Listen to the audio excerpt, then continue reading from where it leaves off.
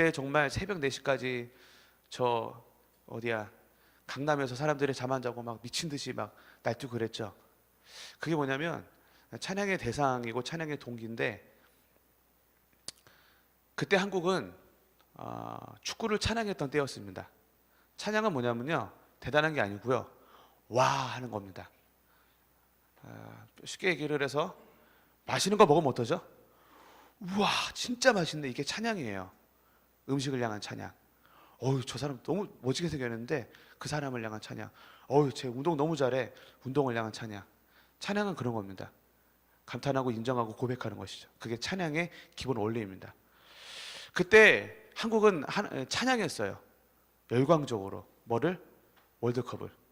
근데 그때 누가 그거 하라고 새벽 4시까지 하라고 누가 돈 준 적이 있나? 누가 뭐 하라고 막 요구하고 강요한 적 있나요? 없었죠. 찬양은 터져 나오는 겁니다. 자연스럽게. 경험에 의해서. 먹고 나면은 이 먹은 경험에 의해서 자연스럽게 시키지 않아도 와 이거 진짜 맛있네 라고 나오는 것이죠. 예. 그래서 찬양은 강제로 될 수 있는 게 아닙니다. 찬양은 너무나 자연스러운 거예요. 뭐에 대한 자연스러움이냐면 경험에 대한 자연스러움이죠. 그 경험을 성경에서는 안다라고 표현을 합니다. 예. 그래서 찬양에 있어서 아는 게 너무너무 중요합니다. 뭘 아느냐면은 우리가 예배하는 하나님이 어떠신 분인지를 아는 게 너무너무 중요합니다. 질문이 하나 있습니다. 영생이 뭘까요? 영생하면 제일 먼저 생각하는 게 뭐죠? 영원히 사는 거, 영생. 예. 맞긴 하는데요, 성경에서 말하는 영생의 정의가 있습니다. 여기 제가 안 써놨네요. 영생에 있군요. 4번에 2번에 보면 하나님은 아는 건 나오죠. 요한복음 17장 3절입니다.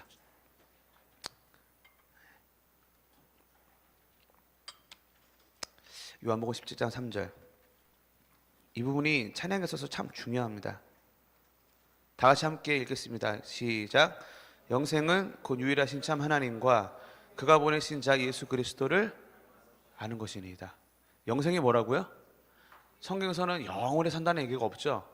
영생에 대한 정의가 나오는데, 영생의 정의는 하나님 아버지와 그의 아들 예수 그리스도를 아는 것이 영생이라고 말합니다.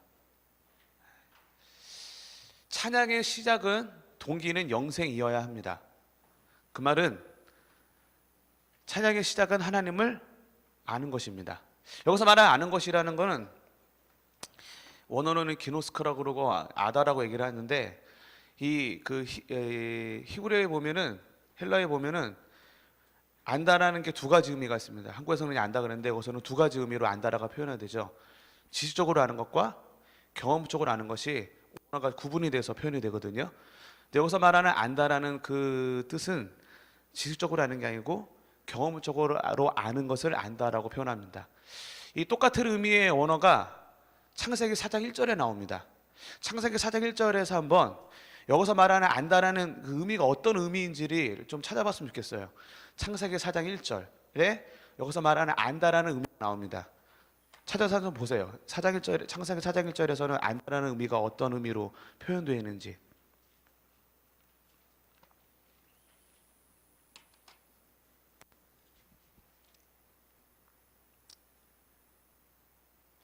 한국말로 보면은 잘 표현이 안 돼요. 신약의 헬라어로는 기노스코라고 그러고 히브리어로는 아다라 그랬는데 그게 같은 안다는 뜻이거든요. 그러니까 창세기 4장 1절에는 아다라는 단어가 나오고, 신약에서는 기노스코라는 안다라는 단어가 나오는데 이게 같은 의미거든요. 근데 한국말에서는 그게 잘 표현이 안 되죠. 근데 4장 1절에 그 안다라가 원어로 아다인데 라는 의미가 나오거든요. 안다라는 의미가. 어떤 단어가 그 안다라는 의미인 것 같아요? 4장 1절에 동침이라는 단어가 바로 요한복음 17장 3절에서 말하는 안다라는 의미와 같은 뜻의 표현입니다. 동침함에. 인간이 서로 알 수 있는 많은 관계가 있는데 가장 가까운 관계가 부부 관계라고 얘기합니다. 제 순례 선교사가 제 부인인데요. 여러분 혹시 순례 선교사 아세요? 안다라고 말할 수 있겠지만 여러분들이 아는 건 지식적으로 아는 거지 경험적으로 아는 건 아닙니다. 여러분들은 저의 부인이 순례 선교사에 대해서 아는 거고요. 저는 순례 선교사를 압니다. 왜냐면 이제 15년 됐거든요. 결혼해 산지. 예. 그래서 여러분들은 순례 선교사에 대해서 말할 수 있을 거예요. 선교사고 여자고 나이가 몇 살이고 그거는 순례 선교사에 대한 이야기지 순례 선교사의 그 본질에 대한 이야기는 아닙니다. 결혼하신 분들은 제가 말하는 거 알 거예요.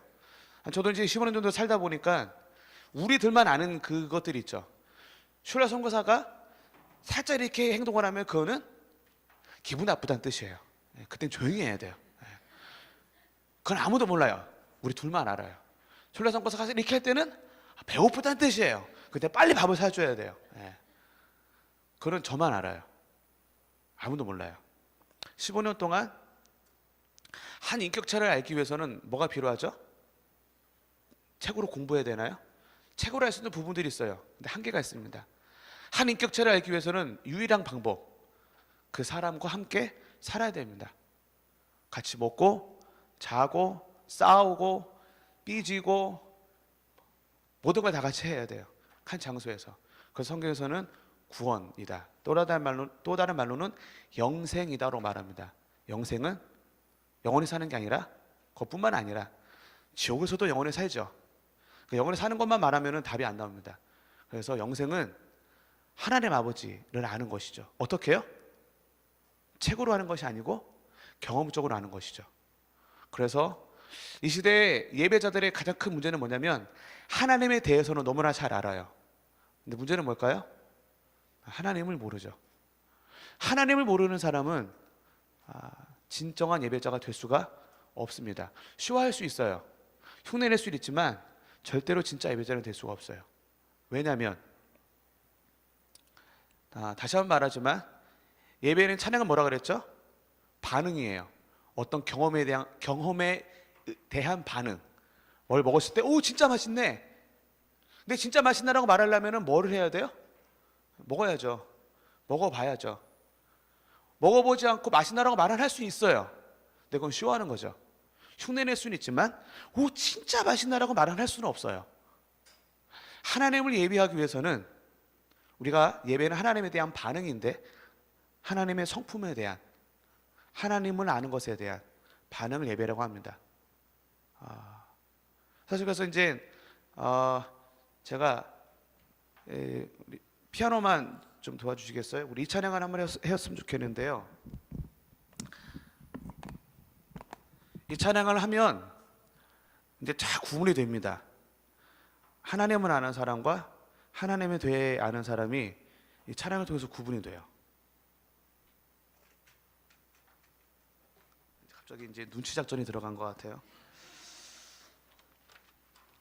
어떻게 속여야 될 것인가 뭐 이런. 죄송하지만 절대로 속일 수가 없습니다. 이거는 내 안에 사는 이 예수 그리스도니 함께 찬양할까요?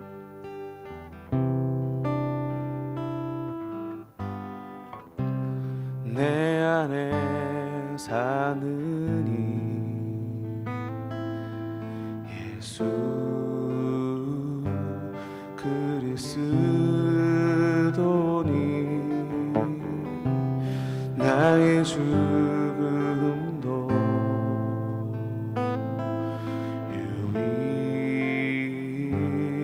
유익함이라. 내 안에 사는 내 안에 사는 예수 그리스도니 나의 죽음도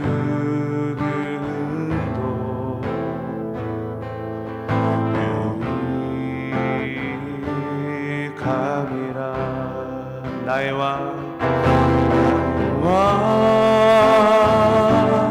내 노래 내 생명 내 생명 또 내 기쁨 나의 길 나의 것 내 평화 나의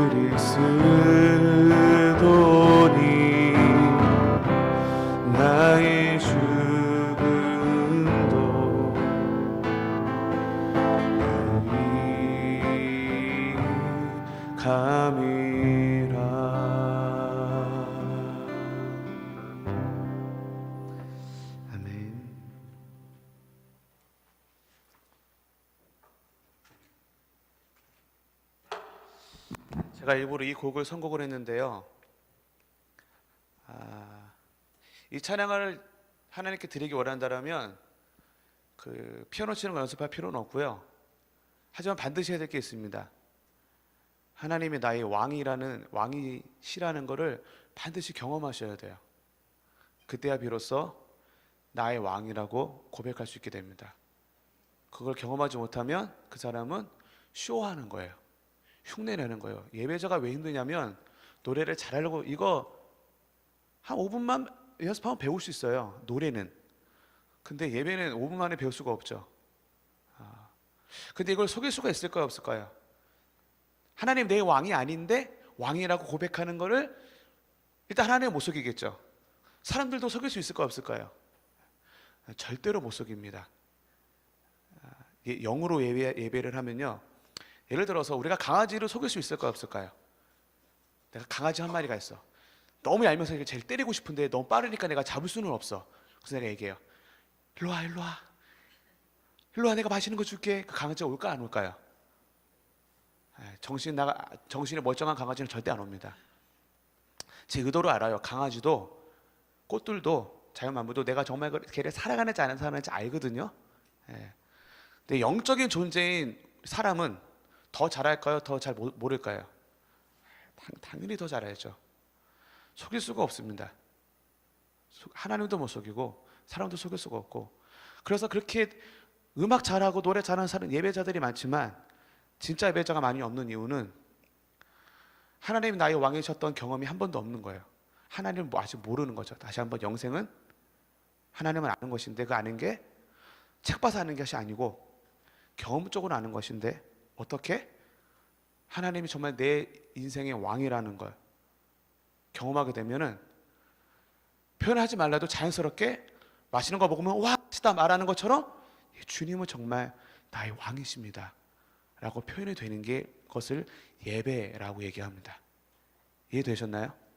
그래서 예배 시작은 열심히 노래방 가서 노래 연습하는 것도 아니고 열심히 피아노 연습하는 것도 아니고 그런 것 없이도 예배는 음악이 아니기 때문에 음악이 없어도 얼마든지 할 수 있는데 하지만 반드시 예배자가 될 거 한 가지가 있다면 영생이 필요합니다. 하나님을 아는 것이 필요합니다.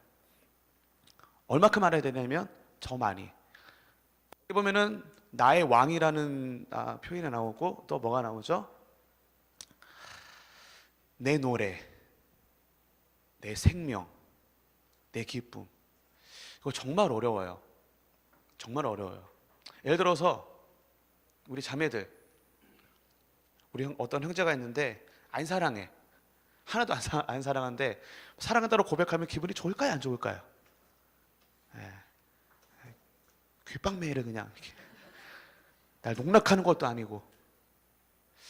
왜 예배가 힘드냐면요, 많은 예배가 주일만 되면은 전 세계에서 어마어마한 예배들이 있죠. 사실 이제 예배를 해서 깊이 알려면 구약을 공부해야 되는데 이사야서나 선지서들을 공부하면 하나님이 우리가 드린 예배에 대해서 하나님은 거지 새끼가 아니거든요. 하나님은 거지가 아니에요. 우리가 드리는 예배를 역겨워하고 토하고 싶고 하는 예배들이 있을까요, 없을까요? 있는 게 아닌 종류가 아니라 너무 많죠. 정말 귓방매를 날리고 싶은, 사랑하지 않은데. 여러분 결혼해봐요. 결혼하고 난 다음에 우리 여성 동지들이 항상 요구하는 게 있죠. 최소의 하루에 한 번은 여보 사랑해, 이걸 항상 듣기를 원합니다. 하나님 그렇게 창조하셨기 때문에 어쩔 수가 없어요. 그런데 제가 우리 집사람한테 여보 사랑해라고 말할 때 정말 사랑해서 말하는 거랑 인생을 편하게 살고 싶어 말하는 거랑 구분을 할 수 있을까요, 없을까요? 절대로 속일 수가 없습니다. 불가능해요. 불가능해요. 그래서 정말 우리 부부 가운데 필요한 거는 내가 정말 제 부인을 사랑하는 것, 이게 정말 필요합니다. 그럼 자연스럽게 사랑한다는 고백이 나오고 행동이 나오죠. 우리가 예배 가운데 하나님을 사랑한다고 고백합니다. 왕이라고 고백하는데 정말 제가 힘들고 어려울 때가 참 많아요. 왜냐하면 내 삶 가운데 솔직히 하나님보다 더 사랑하는 우상들이 있을 수가 있거든요. 그때 목사이고 선교사이고 찬양 인도자이기 때문에 또 나가서 사랑하지도 않는데 사랑한다고 말을 하게 될 때 하나님은 그 예배에 대해서, 그 고백에 대해서 역겹다라고 표현을 합니다. 우리한테 힘든 건 뭐냐면 박자를 잘못 치는 게 힘든 게 아니고요, 멜로디를 다 아름답게 치는 게 힘든 게 아니고, 이 찬양의 고백을 할 수 있도록 하나님을 더 깊이 알고 그 관계를 유지하는 게 정말 힘듭니다. 이 시대의 예배에 필요한 건 이 부분이 필요합니다. 그런데 우리는 이제 찬양팀이라 그러면 제일 먼저 찬양하니까 음악 생각하고, 찬양은 음악이기 때문에 열심히 모여서 연습하고 정작 해야 될 부분들이 없는 거죠. 근데 제가 이제 찬양팀 11개 정도 만들었다고 얘기하는데, 했는데 그 대전에 있는 그 찬양팀이 있었어요. 저는 주로 10대들 찬양팀을 만들었거든요. 우리는 연습을 하면 연습한 5시간 연습을 했는데 5시간 중에 음악 연습을 몇 분 했을까요? 한 30분? 네. 나머지 4시간 반은 뭐 할까요? 주장창 우리끼리 예배해요. 기도하고 예배하고 찬양하고. 그렇게 1년 정도 했었는데, 그러다부터 무슨 일이 벌어졌느냐, 10대들이에요. 뭐 찬양 무슨 유명하지도 않고 이름도 없어요. 근데 그때부터 하나님이 쓰기 시작하는데 걔네들이 모여서 뭐 아무것도 안 해요. 찬양만 하기 시작하면은 뭐 귀신 떠나가고 병자 낳고 뭐 이런 건 아무것도 안 해요. 더 중요한 거는 우리가 예배를 하면 불신자들이 와서 그냥 하나님을 믿어요. 영접해요. 왜냐하면 하나님을 만나기 때문에 그렇죠. 시편 22편 3절에 뭐라고 나오죠? 이제 너무 양이 많은데 달라니까 이제 좀 제가 이렇게 왔다가리 갔다리 하면서 하고 있거든요. 양해를 해주시고요. 시편 22편 3절에 이렇게 말씀하십니다. 이스라엘의 찬양 중에 계시는 주여, 주는 거룩하시니이다. 주님이 예배자를 찾으시고, 좀 이따 또 말씀드리겠지만 요한복음에 보면 하나님이 신령과 진정으로 예배하는 자들을 찾으시고, 이 예배하는 자들이 모인 공동체, 이 예배 공동체에 주님이 임재하십니다. 임재하면, 살아계신 하나님이 그곳에 계시면 말이 필요 없어요. 오히려 우리가 하는 말들과 행동들이 하나님의 역사를 더 방해를 하죠. 하나님이 임재하시면, 지성소 예배에 들어가면 말할 필요가 없어요. 말을 사실 해서도 안 돼요. 그냥 하나님이 계시는 거예요. 하나님과 계시는 거를 세상 사람들이 누구든지 부인할 수 없도록 봤어요. 그 하나님을 믿어야 돼요, 안 믿어야 돼요? 믿어야죠. 뭐 말로 표현할 수 없는데, 왜냐하면 영적인 얘기는 하나님 영이시니 영으로 우리는 예배하는데, 영적인 일이기 때문에 그 예배 가운데 설명할 수 없고 이해할 수 없지만 확실히 하나님 계시는 걸 부인할 수 없어요. 그러면 그냥 뭐 귀신 쫓겨나고 병자 낳고 뭐 전도하는 거는 너무 쉬운 거예요. 그래서 대전에 제가 세웠던 많은 찬양팀 중에 대전에 했던 그 찬양팀이 제일 기억에 남는 찬양팀인데, 모이면 아무 소리 안 하고 예배를 시작해요. 그냥 막 기타줄 끊어지고 막 피해서 막 물집이 날도록 막 계속 찬양을 하는 거예요.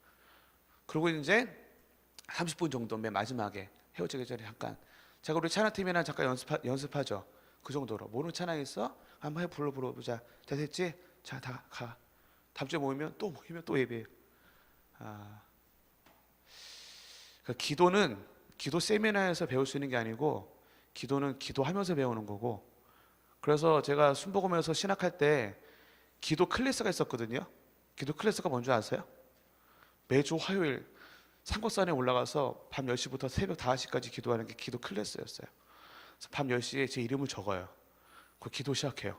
그냥 기도해요. 그냥 새벽 5시에 다시 또 제 이름을 적어요. 그러면 기도 클래스가 한 주 패스한 거예요. 그렇게 패스를 몇 년을 해야 졸업을 시켜준다는 슬픈 이야기가 또 있죠. 학기 중에는 비가 오나 바람이 부나 상가산에 올라가, 상가산 문 닫혔을 때는 청계산 올라가서 밤새도록 기도하는 거예요. 누가 강의하나요 그때? 가르쳐주는 아무것도 없어요. 기도하는 거예요. 저는 그때 기도를 가장 많이 배웠거든요. 마찬가지입니다. 예배는 예배 세미나에서 이런 것들의 예배에 대해서는 배울 수 있을 거예요. 근데 정말 예배를 배우기 원한다면 마지막 그 6번에 있나 골방 예배 이렇게 써 있는데, 예배는 예배하면서 배우는 겁니다. 방법이 없어요. 진짜 좋은 예배자가 되기 원한다면 예배 때 와서 여기서 예배하는 것도 중요하지만 매일매일 삶 가운데 하나님의 임재를 사모하는 마음으로 주님의 얼굴을 구하고 내가 개인 예배자가 되지 않으면 그것을 통해서 내가 말했던 것처럼 예배는 경험해야 되는 건데 하나님을 경험하지 못하면 쇼해야 돼요. 근데 쇼로는 아무런 일이 나타나지 않습니다. 하나님도 기뻐하지 않으시고 기뻐하는 뿐만 아니라 역겨워하시죠. 사랑하지도 않는데 그런 거 역겨워하시고 그 팀을 통해서는 아무런 일이 일어나지 않습니다. 일이 일어날 때도 있어요. 상당히 하나님의 역사를 방해하죠. 그래서 저는 지금 제가 여러분들이 이제 저를 잘 모르고 있기 때문에 제가 엄청나게 부드럽게 지금 얘기하고 있거든요. 선교제에서는 이렇게 얘기 안 해요. 정말 엄청나게 무섭게 얘기해요. 영적으로 분별에 대해서 또 헛짓거리 한다거나 바로 너 내려가. 그러면 걔는 한 달 동안 마이크를 못 잡아요. 하나님을 방해했으니까. 하나님의 영광을 가로챘으니까. 예배를 방해했으니까. 적이에요. 예배의 적. 사탄이 아니고 예배자들입니다. 예배팀이 찬양팀이 가장 큰 예배의 적입니다. 앞에 나와서 생쇼를 하는 그 인간들은 아주 그냥 싸그리 잡아갖고 구석에 쳐넣어서 그냥 예배가 뭔지를 그냥. 그래서 이제 10대 드러머였잖아요. 걔가 처음에 드럼 칠 때 어떻게 친 줄 아세요? 이제 걔가 순종을 해서 박자를 심플하게 치기 시작했는데 아직도 몸짓이 심플하지가 않아. 이렇게 쳐요. 이렇게 치면 되는데 걔는 나를 보라 이거지. 왼손을 그냥 막 내려가. 하나님의 영광을 가로채는 것들, 예배 가운데 하나님께 집중하지 못하게 하는 것들은 싸그리 잡아가고 그냥 일렉기타 치는 애들 어떻게 치는지 아시죠? 나를 보란 말이야 이러면서 아주 그런 것들을 그냥 어제 목사님 말했던 것처럼 붕둥병 걸려 그냥 손가락 다 그냥 막 이렇게. 제가 웃으면서 얘기하는데요. 선교제에서는 이 얘기를 되게 심각하게 얘기하거든요. 안 하는 게 나아요. 하나님이랑 그렇게 장난하고 하나님 영광을 가로챌 바에는 그냥 하지를 마세요. 주일만 되면 하나님이 어떠실 것 같아요? 주일만 되면 전 세계 교회가 예배를 드리는데 너무 기뻐하실까요? 토를 하실까요? 저는 이제 예배 사역을 오래 하다 보니까 많은 찬양팀들 아는데 제 개인적으로는 전 세계에 있는 찬양팀 중에 하나님이 기뻐 쓰시는 찬양팀이 몇 퍼센트 정도 될까요? 전 세계 찬양팀이 몇 개가 있을까요? 제가 보기에 한 50만 개 될 것 같아. 모든 교회들이 다 있으니까 찬양팀들은. 그 50만 개 정도의 찬양팀 중에 하나님이 진짜 기뻐하시는 찬양팀은 얼마나 될까요? 제가 보기에 5%? 될라나 모르겠어요. 우리가 예배한다고 다 예배가 아닙니다. 찬양한다고 찬양이 다 아니고 예배자라고 다 예배자가 아닙니다. 그래서 정말 예배자한테 필요한 건 하나님을 아는 게 필요합니다. 첫 번째, 하나님 아는 거. 영생이 필요합니다. 영생. 그래서 하나님을 경험하잖아요. 찬양이 나와요. 하나님이 진짜 나의 왕이시라는 걸 경험하고 나면 주님 정말 주님은 나의 왕이십니다. 찬양이 자연스럽게 나오는 것이죠. 예를 들어서 문제가 있어요. 두 크리스찬이 있는데 둘 다 죄를 졌어요. 근데 A라는 사람은 용서하는 하나님을 알고 B라는 사람은 용서하는 하나님을 몰라요. 똑같이 하나님 믿고 똑같이 죄를 졌어요. 근데 다른 현상이 벌어지죠. 용서하는 하나님을 아는 사람은 하나님께 가까이 갈까요? 멀어질까요? 가까이 가겠죠. 용서하는 하나님을 모르는 사람은 가까이 갈까요? 멀어질까요? 멀어지겠죠. 참 아이러니해요. 같은 하나님을 믿고 같이 죄를 졌는데 반응은 달라요. 왜 그럴까요? 하나님을 몰라서 그래요. 용서하시는 하나님을 알면 죄를 지으면 질수록 하나님께 더 가까이 가야 될까요? 더 많이 도망쳐야 될까요? 더 가까이 가야죠. 용서하는 하나님을 모르면 죄를 지을수록 어떻게 될까요? 덜씩 도망쳐야죠. 하나님을 아는 게 필요합니다. 하나님을 어느 정도 경험해 보셨죠, 여러분들은?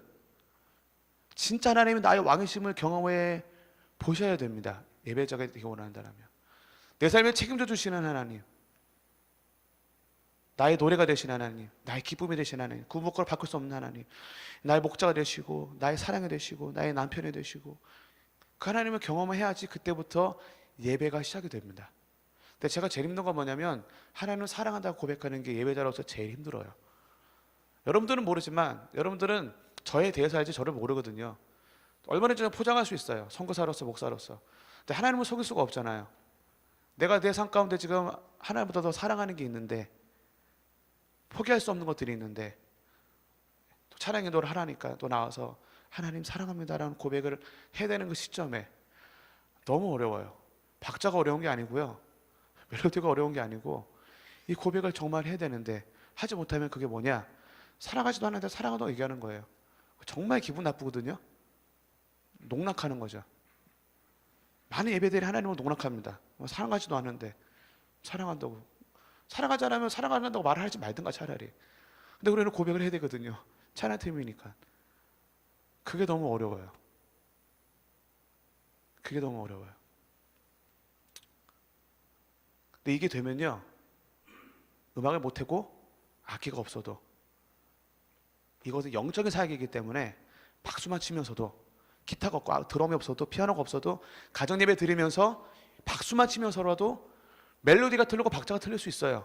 하지만 정말 이렇게 고백하기 시작하면 그때 하나님이 역사를 하십니다. 왜냐하면 그 예배 가운데 주님이 거하시기 때문에. 예배의 끝점은 그 예배 가운데 주님을 거하시게 만들어야 되는 거거든요. 하나님이 어디에 거하시느냐? 하나님을 예배하는 곳. 근데 예배가 되게 쉽지가 않거든요. 예배된 것들을 제가 많이 이제 할 수 있는 까지 얘기하겠지만, 예배가, 고백이, 찬양이 절대로 쉬운 게 아닙니다. 근데 정말 그렇게 예배하는 그곳에는, 두세 사람이 주님 이름을 모여서 주님을 예배하는 그곳에는 주님이 임재하십니다. 주님이 임재하시면 그것이 어디가 됐든, 프레셔션이 있든 없든, 박자가 틀리든 말든, 멜로디가 어찌됐든 그런 건 전혀 안 중요해요. 하나님 임재하시면 끝난 겁니다. 지성소의 찬양인 것이죠. 근데 그것을 하기 위해 시작은 내가 하나님을 아는 거예요. 왜냐하면 하나님을 알지 못하면 절대 그렇게 고백할 수 없고, 그렇게 고백하지 않으면 주님 절대 그 자리에 임재하지 않으시기 때문입니다. 그래서 우리 예배자들한테 제일 중요한 건 뭐냐면, 스킬도 중요하죠. 근데 지금은 시대가 발달해서 요즘 세션들 음악하는 친구들 보면 정말 우리 때보다 훨씬 더 음악을 잘해요. 근데 확실히 영성은 떨어져요. 확실히 뭐가 비어있는 것 같아요. 저는 지금 여러 교회를 다니기 때문에 전반적인 얘기, 우리 교회뿐만 아니라 전반적인 얘기를 하는 거거든요. 쇼를 너무 잘하고 음악을 잘하는데 본질이 빠져있어요. 그건 하나님과의 관계입니다. 그래서 박수만 치면서 찬양하라 상관없어요. 기타 보셔라 상관없어요. 여러분, 음악으로 하나님을 감동시켜서 생각하지 마십시오. 그건 정말 큰 착각입니다. 음악을 누가 만드셨죠? 하나님이 음악을 만들었거든요. 하나님은 절대로 이야 네 리듬 끝내줘, 나 감동했어, 절대로 그러지 않으세요. 피아노 죽이는데 막 오늘 아주 내가 은혜 받았어, 하나님 절대로 안 그러세요. 음악을 만드신 분이 하나님입니다. 자꾸 음악으로 승부하려고 그러지 마세요. 음악으로는 하나님과 승부가 안 돼요. 음악을 창조하신 분이 하나님이기 때문에 우리는 다른 걸로 승부해야 돼요. 그래서 하나님과의 관계입니다. 그래서 내 안에 사는 이 예수 그리스도시니 나의 죽음도 유익합니다. 를 고백하고 원하면 날마다 죽는 거를 고백해야 되고, 그렇게 살아야 되고, 넘어지면 다시 주님께 나가야 되고, 다시 회개해야 되고, 이게 예배자의 삶입니다. 지금 이 시대는 절대 너 죽으라 그러지 않죠. 이 세상의 중심은 너야, 네가 제일 중요해, 나는 나야 라고 말하는 시대에 살고 있습니다. 그런데 이런 시대에 살면서 누가 죽는 걸 원하죠? 다 출세하기 원하고 다 잘 먹고 잘 살기 원하는 시대에 누가 무명으로 누가 잘 죽기를 원하냐고요. 그런데 이 고백이 찬양 고백하기 원한다면 그런 삶을 사셔야 돼요. 그렇지 않으면 이 찬양을 고백하는 순간 다시 한번 그 순간은 쇼가 되는 거고, 하나님을 구역질 나게 만드는 게 그것밖에 안 됩니다. 그래서 예배자가 힘듭니다. 그래서 예배가 힘든 겁니다. 다시 한번, 첫 번째는 하나님을 아는 것, 경험적으로 아는 것이죠. 용서하는 하나님을 경험해 보셨나요? 많이 용서받는 사람이 더 큰 사랑을 알게 되는데, 진짜 용서받는 사람이 용서의 하나님을 고백할 수 있고, 진짜 내 인생을 책임져 주시는 하나님이 경험한 사람만이 주님이 신실하다고 고백할 수가 있고, 정말 내가 큰 죄인이라는 것을 아는 사람이 하나님의 사랑을 고백할 수 있습니다. 사실 이제 그 두 번째 시간에 구약과 신약 예배에 대해서 이제 얘기를 이제 나누겠지만, 또 다른 이 시대의 예배 사역의 큰 문제는 뭐냐면 구약의 예배를 모른다는 겁니다. 율법을 모른다는 겁니다. 사실 이건 이제 설교 주제 중에 너무나 중요한 부분인데, 김관식 목사님 많이 말씀하시잖아요. 율법과 복음. 질문이 있습니다. 복음이 왜 필요하죠? 율법 때문에 복음이 필요합니다. 만약에 율법이 없다면 복음이 필요할까요? 안 필요할까요? 율법이 없다면 은혜가 필요할까요? 안 필요할까요? 율법이 없으면 은혜가 필요 없습니다. 은혜가 필요합니다. 은혜가 왜 필요한지 아세요? 율법 때문에 은혜가 필요합니다. 그래서 이제 율법의 예배가 있고 은혜의 예배가 있는데, 진짜 은혜의 예배를 알기 위해서는 뭐를 알아야 되는 줄 아세요? 율법을 알아야 됩니다. 구약시대 때 구약 예배를 알아야 신약 예배를 드릴 수가 있어요. 구약에서 예배를 한번 드리는데 얼마나 쌩 난리를 치면서 예배를 한번 야훼라는 여호와라는 이름을 한 번은 부를 수 있었는지를 깊이 경험해야 그제서 비로소 은혜의 예배를 드릴 신약 예배를 드릴 수가 있습니다. 근데 이 시대는 율법과 구약을 잃어버린 시대이기 때문에 진짜 은혜를 경험하기 참 힘듭니다. 은혜만 얘기하죠. 하나님이 너를 사랑해. 하나님은 왜 나를 사랑하셨어야만 했죠? 그렇게 질문이 들어가서 율법으로 가야 됩니다. 율법을 알면 알수록 우리는 은혜를 찾게 됩니다. 율법을 알면 알수록 우리가 하나님을 예배하는 게 얼마나 큰 은혜일 수밖에 없는지를 알게 됩니다. 그걸 은혜의 예배, 신학의 예배라 그러는데, 지금은 율법과 구약을 잃어버렸기 때문에 은혜가 같지가 않아요. 너무 감사하고 좋고. 여기 혹시 예배당 들어오면서 죽은 사람 있나요? 아무도 안 죽었죠. 이게 얼마나 큰 은혜인지를 알고 원한다면 구약을 알아야 돼요. 구약이 이었다면 죄를 갖고 예배당을 통과하는 순간 어떻게 됐을까요? 직사예요, 직사. 하나님은 거룩하신 분이기 때문에 죄랑 공존하지 못하시는데, 그래서 죄인인 채로 지성소에 들어가는 순간 바로 죽습니다. 아무도 안 죽었죠. 이걸 은혜라 그래요. 근데 그걸 은혜를 못 느끼는 이유는 율법을 모르기 때문이죠. 구약의 예배를 모르기 때문입니다. 그래서 이 시대는 은혜를 잃어버렸어요. 왜요? 율법을 모르니까, 구약을 모르니까. 그래서 레위기를 보면, 출애굽기를 보면 예배를 향한 처절한 몸부림이 나옵니다. 처절한 몸부림. 그 처절한 몸부림을 다 하고 난 다음에야 비로소 마지막에 야훼, 여호와 하나님의 이름을 한번 부를 수 있었어요.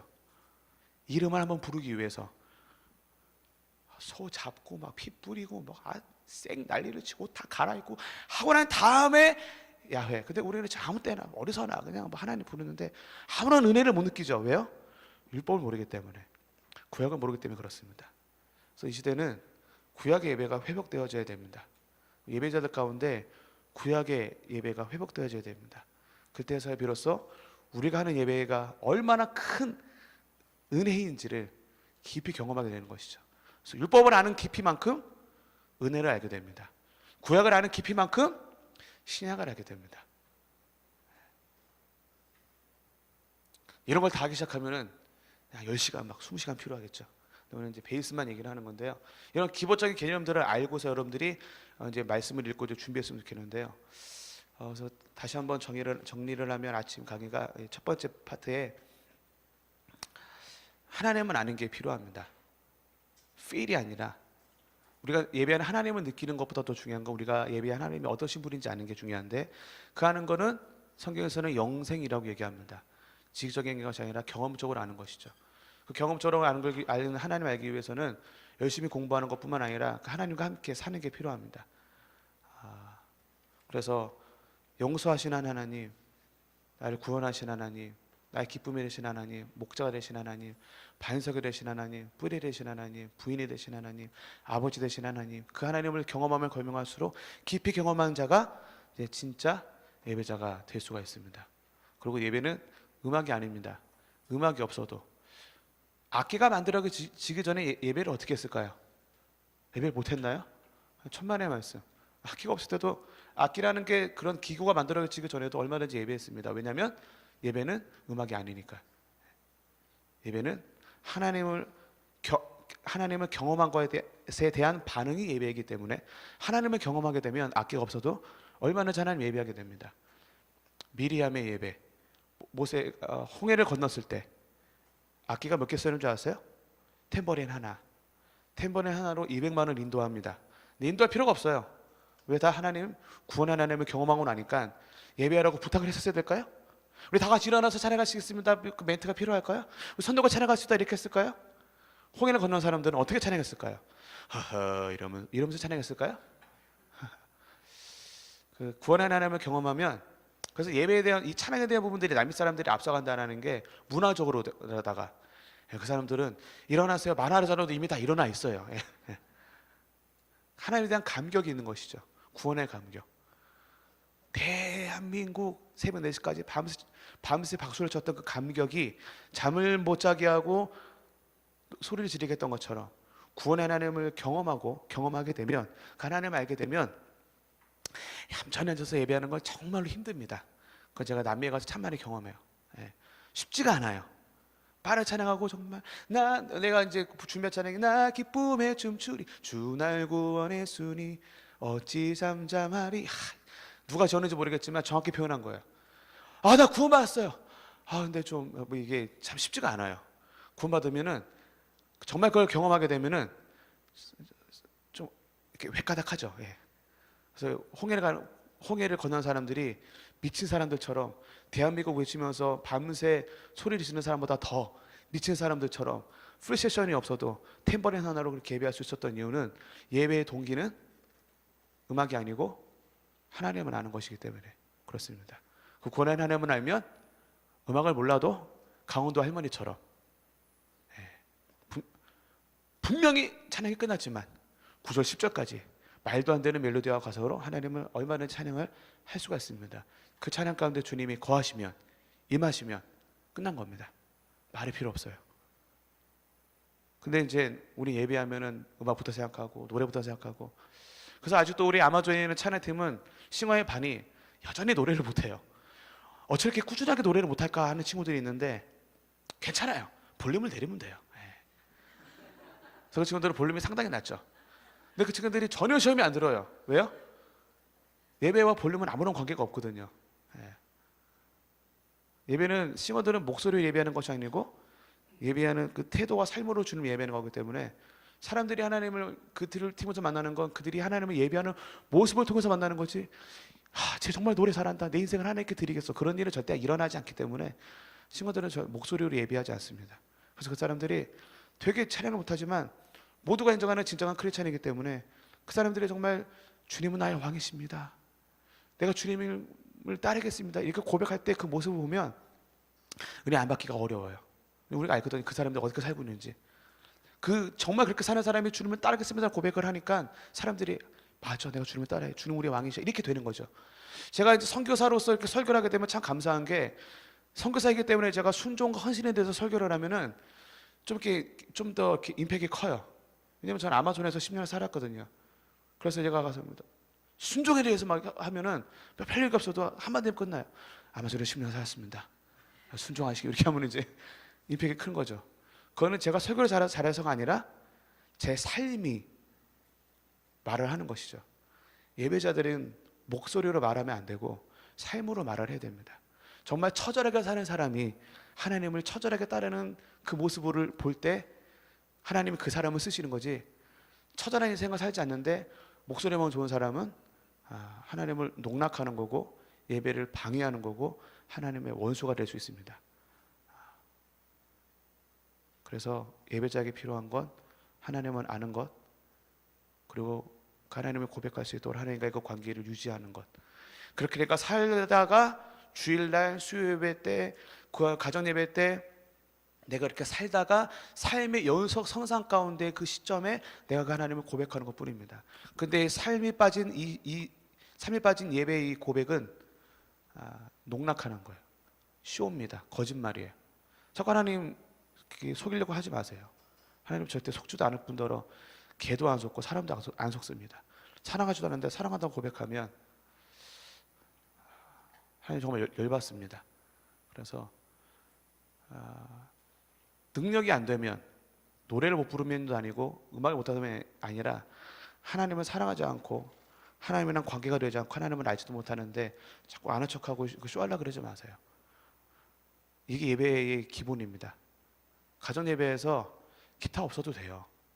피아노 없어도 되고요. 근데 하나님을 아는 삶은 필요합니다. 가정 예배에서 그거 하나 갖고 박수 치면서 보혈 찬양.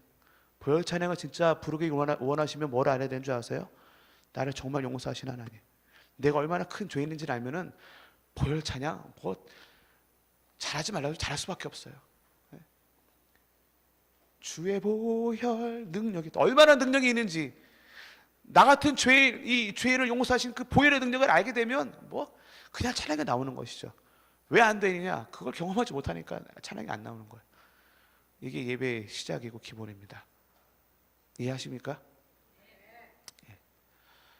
음식이 준비됐다는 아름다운 이야기가 있어서 잠시 드시고 2부를 휴식 하도록 하겠습니다.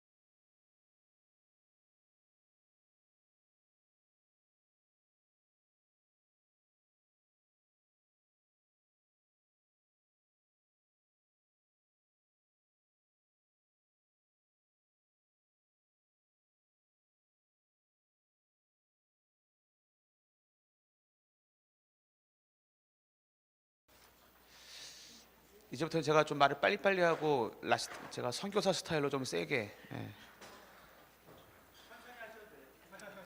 제가 말을 천천히 하면은 이렇게 사실 제 스타일은 세게 하는 스타일인데 너무 놀라실까봐. 예. 제가 또 세게 해야지 제가 말을 또 잘하고 그러거든요. 부드럽게 하려니까 되게 힘드네요. 예. 어색하고. 예. 제 스타일대로. 예. 사실 이제 2번이 되게 중요하거든요. 찬양의 대상. 내가 이거를 이제 안다는 이유가 이거 얘기하고 시작하면 너무 얘기가 많고 사실 좀 이렇게 이해하기도 어려운 부분들이 있고 하는데 조금 얘기를 해볼게요. 인본주의와 신본주의거든요. 대상. 찬양의 대상은 누구죠? 하나님이라고 다 얘기를 하는데 문제는 그렇지 않다는 데 문제가 있습니다. 방금도 사실 이제 저기 피아노 치는 친구가 예배 사역을 하니까 고민이 있어서 저한테 물어봐서 대답을 해줬는데요. 이 시대는 구약을 잃어버렸다 그랬죠. 구약을 잃어버리면 나타나는 현상 중에 하나가 인본주의입니다. 네. 그래서 지금 인본주의가 복음 안에 들어와 있고 예배 안에 들어와 있습니다. 그래서 많은 예배 가운데 예배 대상이 하나님이라고 말하지만 음악과 가사 중에 더 중요한 건 음악이 아니고 가사거든요. 음악은 가사를 서포터하는 역할이에요. 가사가 더 중요한데 가사 내용들을 보면 인본주의적인 가사가 너무너무 많아요. 특히 요즘에 나오는 가사들 보면. 예.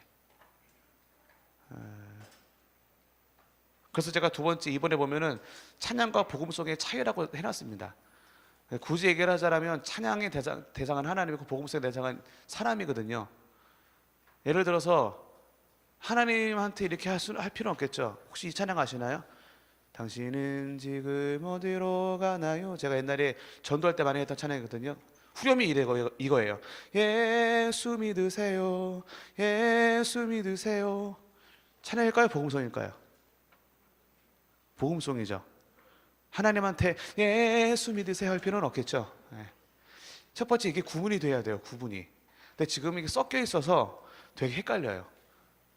복음성이 필요 없다고 말하고 싶지는 않습니다. 필요하죠. 서로 축복하는 거. 당신은 사랑받기 위해 태어난 사람. 하나님한테 당신은 사랑받기 위해 필요 없잖아요. 이게 일단 구분이 먼저 돼야 돼요. 그래서 경배와 찬양과 복음성의 차이. 경배와 찬양의 대상은 하나님이고 복음성의 대상은 사람이다. 이걸 섞으면 안 돼요. 그래서 오늘은 경배와 찬양에 대한 부분이니까. 근데 이제 요즘에 나오는 그 마커스나 그 어노인티 저도 많은 찬양 좋아하거든요. 근데 시대 흐름이기 때문에 어쩔 수 없는 것 같은데 가사들을 많이 보면 이제 하나님께 집중되어 있지 않고 나에게 집중되어 있는 가사들이 참 많다라는 걸 보게 됩니다. 신세 한탄 내지는 나는 위로가 필요해요. 나는 뭐 이런 이제 시대적 흐름으로다가. 근데 그런 거는 아무리 멜로디가 좋아도 복음송이죠. 찬양이 아닙니다.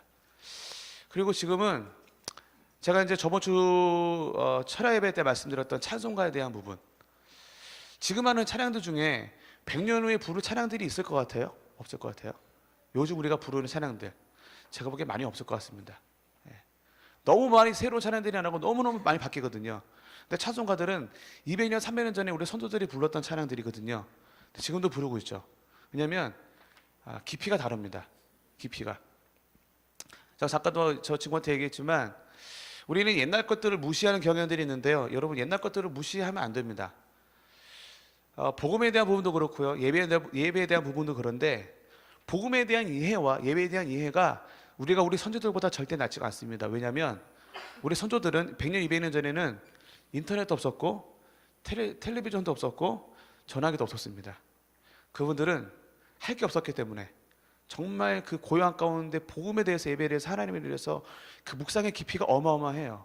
저는 이제 그 중남미에서 사역할 때 복음에 대한 설교를 엄청나게 많이 합니다. 사실 여기서도 이제 기회가 되면 복음에 대한 설교를 사실 이건 너무너무 길고 이제 방대하기 때문에 힘들긴 하지만 신학교에서 복음에 대해서 지금 3년째 얘기를 하고 있어요. 모일 때마다 3개월에 1주씩 모이는데 저는 집회할 때마다 복음에 대한 얘기를 하거든요. 복음이 사실 쉬운 주제가 아닙니다.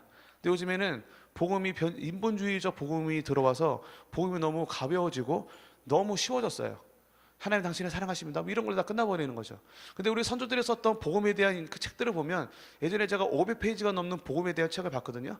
첫 번째 쇼크는 뭐였냐면 500페이지가 넘게 할 얘기가 있어 복음에 대해서. 그게 쇼크였고요. 두 번째 그걸 다 읽었는데 못 알아듣겠더라고요. 3번 읽었어요. 3번 읽고 난 다음에 와. 근데 그거에 우리 선조들 200년, 300년, 400년 전에 계셨던 선조들이 쓴, 아니면 교부들 뭐 1500년 전에 1700년 전에 살았던 교부들이 썼던 그런 책들을 읽잖아요. 그분들이 이해했었던 복음의 깊이와 우리가 이해하고는 복음의 깊이는 정말, 사실 비교하는 게 되게 창피한데, 우리가 이해하고는 복음의 깊이는 너무 애들 장난하는 것 같아요. 너무 수준이 낮아요. 사형리로 한 방에 끝내고 뭐 이렇게 대충 뭐 하나님 사랑합니다, 당신 사랑합니다 이런 거 끝내고 그러는 게 아니거든요. 근데 예배도 마찬가지입니다. 그래서 우리 선조들은 그 찬양의 작사 작곡할 때 멜로디에 목숨 안 걸었어요. 가사에 목숨 걸었습니다. 그리고 가사가 만들어지고 난 다음에 가사를 잘 표현할 수 있는, 서포트할 수 있는 멜로디를 첨가시킨 것뿐이죠. 근데 지금은 가사에 목숨을 걸까요? 멜로디에 목숨을 걸까요? 정말 너무 현란하고 너무 정신없고 쓰잘데기 멜로디가, 리듬들이 너무 많아요. 왜냐하면 그래서 가사에 깊이가 없고, 그래서 백년후에 부를 찬양들이 없다라고 얘기를 하는 겁니다. 예배 대상은 하나님입니다. 하나님께 집중해야 돼요. 그래서 콘티 짜는 방법은 뭐 얘기 나왔는데, 콘티 짤 때 여러 가지가 있는데, 일단 복음성과 경배 찬양을 구분을 하셔야 되고요. 그 리스트를 정할 때, 여러분들은 뭐 어떻게 정하는지 모르겠지만 전 리스트 정하는 게 보통 일이 아니거든요. 찬양 순서 정하는 거. 왜냐하면 밥하는 사람들이 2가지 부류가 있다 그래요. 요리하는 사람이, 자기가 좋아하는 거 요리하는 사람이 있고, 먹을 사람 생각하면서 그 사람이 좋아할 요리를 할 사람이 있는데, 좋은 요리사는 요리사가 좋아하는 음식을 만드는 게 좋은 요리사일까요? 먹을 사람이 좋아하는 요리를 만드는 게 좋은 요리사일까요? 당연하죠. 요리하는 목적이 상대방이니까, 먹을 사람이니까. 이게 뭘 말하고 싶냐면요, 예배 대상이 하나님이라면 하나님께 집중해서 나가야 되는데, 리스트를 짜야 되는데, 우리 리스트를 짤 때 어떻게 하죠? 이 멜로디 죽이는데? 멜로디 죽이는 거랑 하나님이랑 아무런 관계가 없어요. 아무런 관계가. 이미 인본주의가 예배 가운데 들어왔기 때문에, 하나님이 어떤 요리를 드려서 하나님 어떤 예배가 여기가 집중하지 않고, 이 멜로디는 제 사람들이 저놈들이 좋아할 것 같고, 이거는 이런 식으로 나가는 거죠. 그래서 이제 예배가 엉망이 되는 겁니다.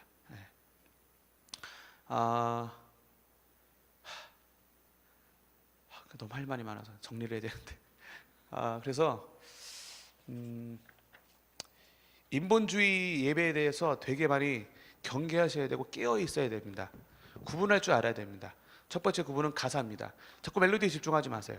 가사로 구분을 하실 수 있어야 되고, 예배 준비하면서 리스트를 짤 때 하나님 어떻게 기쁘게 해드릴까, 하나님 어떻게 고백하고 인정하고 영광을 돌릴까, 여기에 집중하면서 짜셔야 됩니다. 거기 복음성과 이제 사람을 향한 부분들이 필요하죠. 헌신할 때. 사실 이제 거기 리스트 짜는 거 보면은 이제 시편 100편으로 짜는 방법도 있고, 지성소로 짜는 방법 여러 가지가 있는데, 이제 뭐 감사도 들어갔다가 회개했다가 이제 나중에 맨 마지막에는 헌신하고 결단할 때에는 복음성 같은 것들이 필요하죠. 내가 고백하는 거. 내가 주님을 이렇게 따르겠습니다. 그러니까 복음성에는 서로 축복하는 것도 있지만, 나에게 집중이 돼서 하나님 내가 주님을 따르겠습니다. 하나님한테 뭐 주님을 따르라고 말할 필요 없잖아요. 그렇죠? 그건 내가 따르는 거죠. 그래서 이것도 굳이 말하자면 복음성으로 분류할 수 있는데, 그것도 필요해요. 마지막 내가 결단할 때는. 그런데 그게 예배의 위치에 중앙에 차지하면 안 된다는 거죠. 예를 들어서 주님 말씀하시면 내가 나가리다. 경배 찬양일까요? 복음성일까요? 복음성이죠. 하나님한테 이렇게 요구할 필요 없잖아요. 따라야 돼. 말이 안 되는 거예요. 그러니까 이런 것들을 구분을 하셔야 돼요. 주님 뜻대로 살기로 했네. 하나님한테 주님 뜻대로 살라고 우리가 말을 할 수는 없잖아요. 그죠? 복음성에 대한 결단에 대한 부분인 거죠. 그래서 이제 모든 가사들에는 그런 주제들이 있거든요. 주제를 파악해야 됩니다. 어떤 주제를 말하고 있는지, 여기서 메시지는 무엇인지, 이 찬양의 주제는 무엇인지, 그래서 경배의 찬양인지 복음성인지, 이게 하나님을 향한 건지 나를 향한 건지 상대방을 향한 건지 구분을 하셔야 여기서부터 정리가 시작이 됩니다. 구분을 못하고 찬양했다가 복음성했다가 뭐 이랬다가 정신이 없어요. 근데 미국 같은 경우는 이게 되게 잘 구분되어 있거든요. 워십과 이렇게 복음성이 구분되어 있는데, 우리나라에 섞여 있어요. 그래서 헷갈립니다.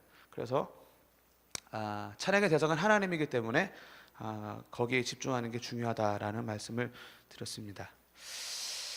3번의 찬양의 정의가 이제 아까 말했던 것 찬양 음악이 아니고 하나님과의 관계다 얘기했는데 여기를 좀 더 구체적으로 보면은 요한복음 4장에 우리가 잘 아는 수가성의 여인이 나오죠. 수가성의 여인이 하나님을 만나자마자 예배에 대한 질문을 합니다. 근데 질문에 보면은 항상 잘못된 질문은 잘못된 답변을 낳죠. 잘못된 질문을 합니다. 요한복음 4장 20절에서 이렇게 얘기하죠. 우리 조상들은 이 산에서 예배하였는데 당신들의 말은 예배할 곳이 예루살렘에 있다 하더이다. 이렇게 물어봅니다. 장소에 대한 질문을 하죠. 그러니까 21절 예수님이 뭐라고 대답합니까? 예수께서 이르시되 여자여 내 말을 믿으라. 이 산에서도 말고 예루살렘에서도 말고 너희가 아버지께 예배할 때가 있다. 본질에 대한 이야기거든요. 그러니까 사마리아 사람들은 계속 이스라엘 사람들이라는 그런 관계 가운데 있었기 때문에 예배를 하고 싶었는데 예배하는 장소가 자기들이 가기 어려운 곳에 있었어요. 그러니까 이제 나 예배하고 싶은데 어디에서 해야 되냐고 물어보니까 하나님이 예수님이 뭐라고 대답하냐면 장소가 아니고 뭘 얘기하죠? 하나님을 얘기하죠.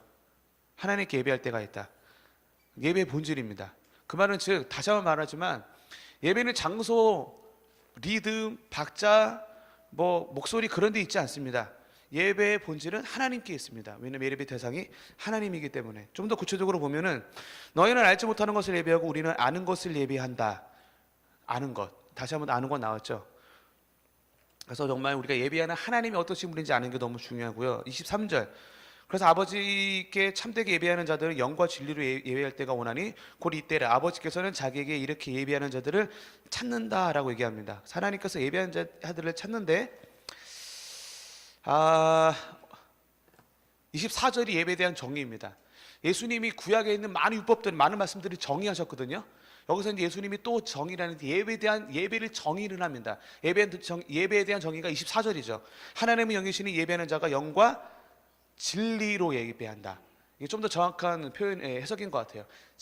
신령과 진정도 있지만 영어나 그 스페인어나 원어 보면 이제 진리로 영과 진리로 예배하는 게 예배인 거죠. 진리. 성경적으로. 성경에서 말하는 성경적 예배가 제일 잘 나오는 말씀이 어디인 것 같습니까?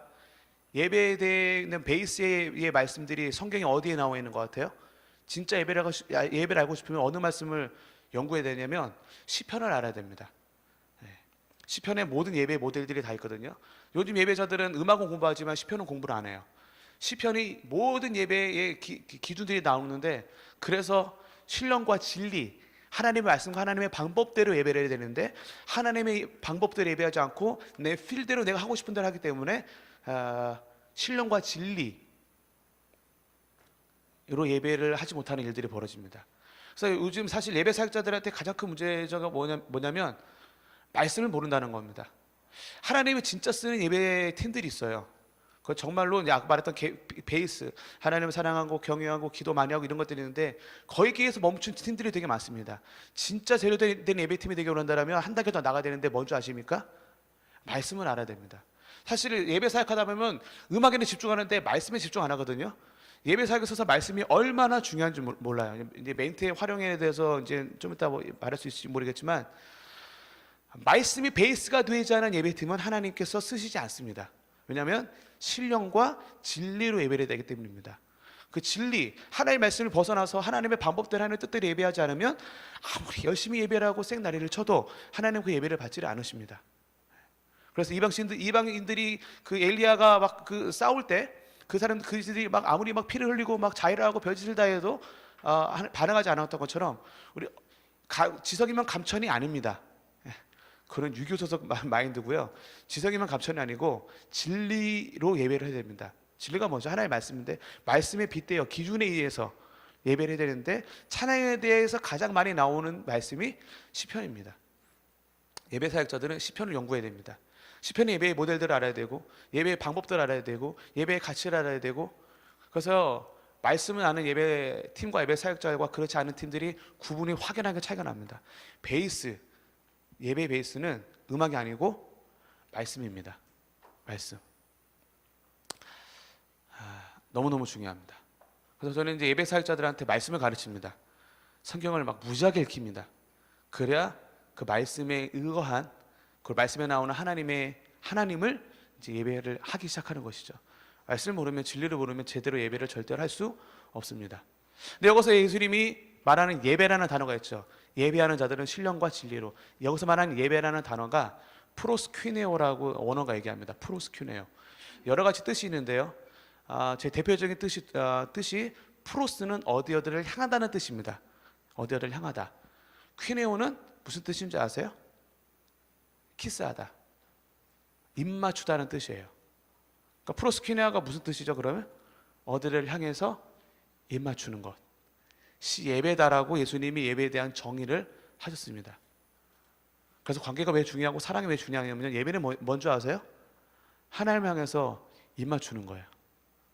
우리 여성 동지들, 사랑하지 않은 사람이 키스하고 싶다고 들이대면 어떻게 되겠어요?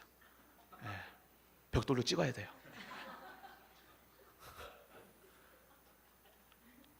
무섭죠? 사랑하지도 않은 사람이 나랑 뽀뽀를 하겠대. 와우. 예배는 프로스큐네요. 하나님을 향하여 입 맞추는 겁니다. 거룩한 성스러운 예식인 거죠. 아무나 입 맞추지 않은 것처럼 우리가 주님을 향하여 입 맞추기 원한다면, 그래서 아까 말했던 하나님만 하는 것과 그 하나님과의 관계를 유지하고 하나님을 정말 사랑하는 게 필요한 이유가 예배가 하나님 향해서 입 맞추는 것이기 때문에 그렇습니다. 그래서 예배의 정의입니다. 그것을 하기 위해서 필요한 게 신령, 내 영이 하나님의 발에가 서는 게 필요하고 진리 가운데 예배하는 게 필요합니다. 그런데 얼마나 많은 사람들이 입 맞출 때 그냥 입 맞추나요?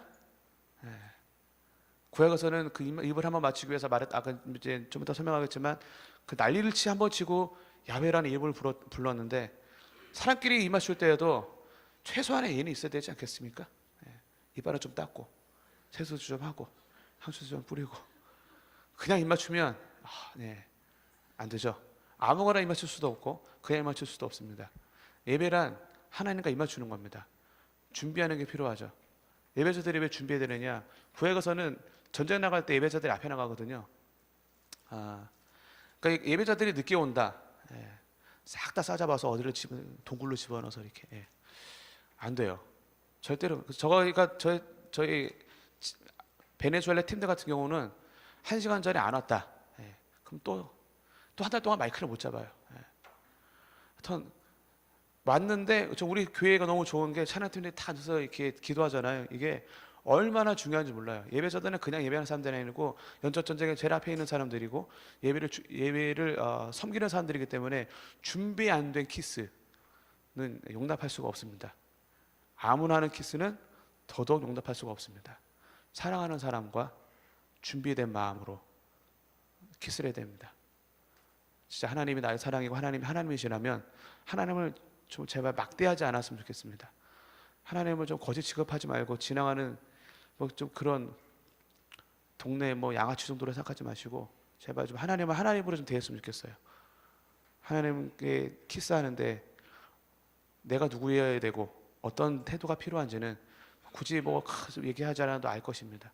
여하튼 예수님이 말씀하셨던 예배의 정의는 프로스키네요. 또 다른 이 프로스키네의 또 다른 의미는 경배라는 단어가 같은데, 경배라는 한자도 이 배를 엎드려서 바닥에 이제 까는 걸 얘기합니다. 구약에서는 지금 은혜의 시대이니까 고개 빳빳이 들고 이렇게 예배를 하는데, 구약에서는 감히 그럴 수가 없었기 때문에 정말 구약에서 예배한다고 할 때는 자연스럽게 정말 의자가 없었죠. 그때는 바닥에 배를 깔고 아니면 좀 일어서서 이렇게 하나님 예배했는데, 시대가 바뀌다 보니까 편의에 의해서 이제 의자도 만들어지고, 요즘에 인터넷이 만들어져 있으니까 좀 비가 오고 좀 으실으실하고 좀 피곤하고 그러면 인터넷 켜놓고 이제 집에 자빠져서 베개 베고 예배드리고 이런 말도 안 되는 일들이 벌어지고 있는데, 프로스키네오의 또 다른 의미 중에 하나는 배를 깔고 엎드린다라는 의미입니다. 하나님으로 인정하는 것이죠. 그래서 아직도 이 시대에도 어떤 교회들은 예배자들이 정말 바닥에 깔고서 이렇게 와서 먼저 바닥에 깔고 이렇게 눕고 예배하는 다윗의 장막 팀이란 예전에 잠깐 사역했을 때에는 그 팀들은 그렇더라고요.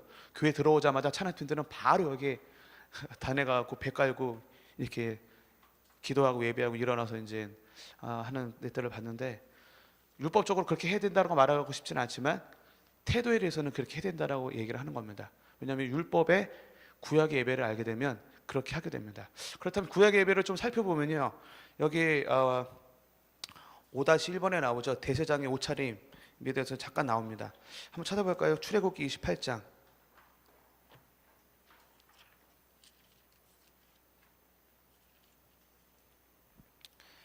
제사장 옷 만드는 얘기가 나오는데요, 제사장 옷에는 이렇게 만들어야 된다고 합니다. 출애굽기 28장 34절 35절. 그 옷 가장자리로 돌아가며 황금 방울 한 석류 황금 방울 한 석류가 있게 하라. 아론이 입고 여호와를 섬기러 성소에 들어갈 때와 성소에서 나올 때 그 소리가 들릴 것이라. 그리하면 그가 죽지 아니하리라. 그러니까 이제 이걸 설명을 해보면 여기 술에다가 방울들을 단대요. 제사장의 입을 옷에다가 이제 성소에 들어간대요. 성소에 들어가는데 성소에 죄가 있는 상태에서 들어가면 직사를 하거든요. 하나님은 거룩하신 분이기 때문에. 그래서 죽기 싫으면 레위기 이제 출애굽기와 레위기에서 이제 이런 것, 이 얘기가 쫙 나온 얘기가 제사법이 나오거든요. 하나님은 거룩하신 분이기 때문에 하나님 그 거룩하신 분에게 나아가서 죽기 싫으면 이 과정들을 다 거치고 난 다음에 맨 마지막에 그 방울에 달린 옷을 입고 지성소에 들어갈 수 있습니다. 1년에 한 번, 7월 달에 온 이스라엘의 백성을 대신해서. 그리고 예배를 한번 드리는데 밖에 사람들은 계속 주시해야 돼요. 뭐를요? 방울소리가 들리는지 안 들리는지. 방울소리가 안 들리면 죽은 거예요. 그래서 발에다가는 끈을 묶고 들어갑니다. 왜요? 죽었네? 끊어야겠다 하고 지성소를 들어가는 순간 걔도 죽어요. 그러니까 죽기 싫으면 발에다가 끈을 묶고 소리가 안 들리면 시체를 이렇게 꺼냅니다. 구약의 예배죠. 하나님을 예배한다는 게 기본적인 개념은 하나님은 하나님이고 우리는 죄인이고, 하나님은 천도주고 우리는 피조물이고, 이게 기본 개념, 하나님과 우리의 관계의 기본 개념이거든요. 죄의 싹은 사망이고, 죄가 있으면 무조건 죽고 지옥 가야 되고, 이게 하나님과 우리의 관계예요. 그런데 하나님은 살아계시기 때문에 이제 하나님의 은혜로 예수 그리스도에서 구원을 받게 된 거죠. 그런데 그러니까 그 다음에 나오는 거고, 첫 번째는 뭐예요? 하나님은 하나님이시고 우리는 피조물이고, 죄가 있으면 죽고 하나님은 거룩하시고, 죄인들은 하나님께 나가면 그냥 죽는 거예요. 이게 기본적인 하나님과 우리의 관계입니다. 그런데 하나님은 살아계시기 때문에 이제 신약으로 넘어가는 거죠. 그래서 구약의 예배를 연구하다 보면은 정말 왜 레위기에서 다 잠을 자는가? 이런 것들의 기본 개념을 모르기 때문에 그래요. 얼마나 때로는 잔인한 것 같고 때로는 복잡하고 이렇게까지 그렇게까지 그분이 하나님이시기 때문에 절대 저와는 공존할 수 없는 분이기 때문에. 그래서 정말 지금은 예배당 깨끗하죠. 구약의 예배당이 깨끗했을까요? 피비린내가 진동했을까요? 제가 그 다음에는 이제 그 속죄물 대속의 피 뿌리 레위기에 써놨는데, 그 출애굽기 하반부터 레위기를 연구를 보면은 그 지성소, 지금으로 말하면 예배당에는 뭐가 가득했냐면요, 피가 가득했습니다. 왜냐하면 죄가 사망인데 너 죽기 싫으면 우리에게 은혜의 기를 주셨죠. 내 죄 대신 뭐를 죽여야 돼요? 이제 동물을 큰 죄, 작은 죄에 따라 이제 죽이는데 죽여서 이제 휘장에 뿌려야 되고 이걸 하기 때문에 거기는 온통 피바다예요. 피바다 예배당이. 전 그걸 정확하게 이해하는 게, 전 네팔에서 25살 때 1년 동안 선교했거든요. 1년 동안 이제 네팔에서 선교했었는데 그때 덕진칼리라는 곳에 자주 갔습니다. 덕진칼리가 어떤 곳이냐면, 덕진이 남쪽이라는 뜻이고요. 칼리가 3억 3천만 신 중에 3대 신이에요. 칼리신, 죽음의 신, 여자 있죠, 여자 이렇게 막 피해 있고 그 여자가 이제 칼리신인데 3대 신 중에 하나예요. 그러니까 덕진 칼리가 남쪽에 칼리신한테 예배드리는 계곡이 있는 장소예요. 그래서 이제 단기팀이 오면 가끔 그 단기팀을 데리고 덕진 칼리를 데려갔거든요. 덕진 칼리를 가면 어떤 일이 벌어지냐면요, 거기 그 네팔은 아직도 힌두교 왕국인데 지금도 쉬는 날이 주일이 아니고 토요일입니다. 구약처럼. 그래서 그 사람들이 일주일에 2번 제사를 드리러 덕진칼리에 네팔 사람들이 다 모여요. 거기가 계곡이거든. 산이 이렇게 둘러싸여 있고 계곡 한가운데인데 산 전체로다가 엄청난 줄 행렬이 있어요. 그 계곡으로 내려가는. 그 사람들 손에는 뭐가 있을까요? 동물들. 칼리는 죽음의 신인데 죄가 있으면 죽는다라는 걸 알아요. 죽기 싫으니까 뭐예요? 구약이랑 똑같이 해요. 거기 가면은 제사장들은 아니지만 그 이제 그 따는 사람들이 있거든요. 목 자르는 사람들. 거기다 가면요. 하루 종일, 그러니까 사방팔방에서 산에서부터 그 계곡에서 그 많은 행렬이 동물을 갖고 거기 도착하면은 자기 죄를 대신해서 그걸 죽이고 그 각을 떠서 이렇게 하거든요. 뭐 구약이랑 똑같이 하지 않지만 개념은 똑같아요. 그래서 거기 딱 계곡에 가면은 피가 이쪽으로 이렇게 조그만 개울로 피가 막 이렇게 흘러요. 강처럼. 예. 왜 하루 종일 죽이거든요, 그거를. 처음에 거기 갔을 때 제가 얼마나 많이 울었는지 몰라요. 와, 예수 그리스도의 은혜를 모르면 이렇게 살 수밖에 없구나. 예수님이 아니셨으면, 은혜가 아니었으면 우리도 여기 올 때, 여기 예배당 올 때 뭐 동물 갖고 온 사람 있어요? 아무도 안 갖고 왔네? 안 갖고 왔으면 여기 들어오는 거 죽는다니까요. 죄가 있으면 사망이에요. 그냥 방법이 없어요. 하나님은 거룩하신 분이에요. 그래서 죄가 있으면 죽어야 돼요. 그냥 지옥 가야 돼요. 그게 유일한 방법이에요. 근데 아무도 안 죽었죠. 왜 그런 줄 아세요? 예수님 때문에. 제가 그래서 그 덕지칼리 갔다 오던 날 그 버스 안에서 하나님이 세상을 이처럼, 이런 찬양이 있거든요. 그 찬양, 요한복음 3장 16절 찬양 부르면서 얼마나 울었는지 몰라요. 왜? 은혜 때문에.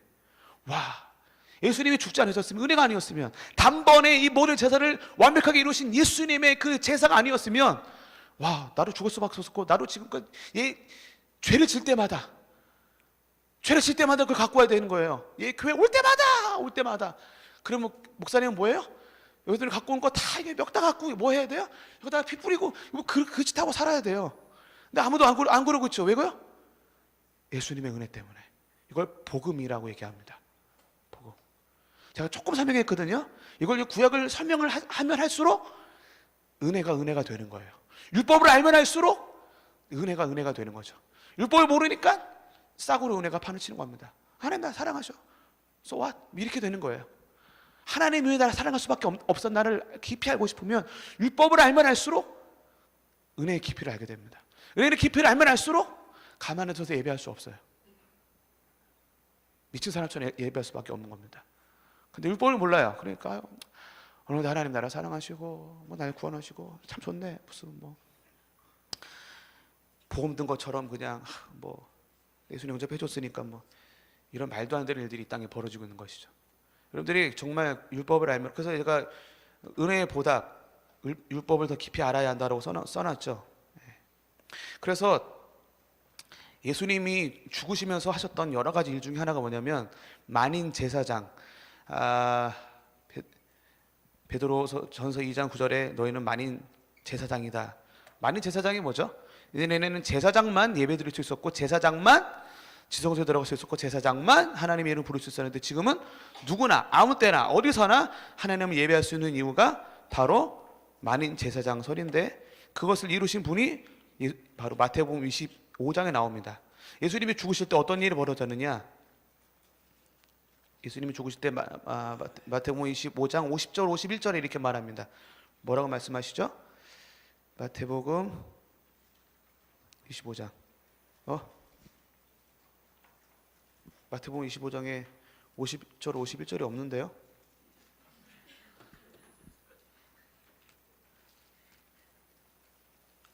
제가 이거 어제 새벽 1시 반에 준비해서 졸다가 준비해서, 잠시만요.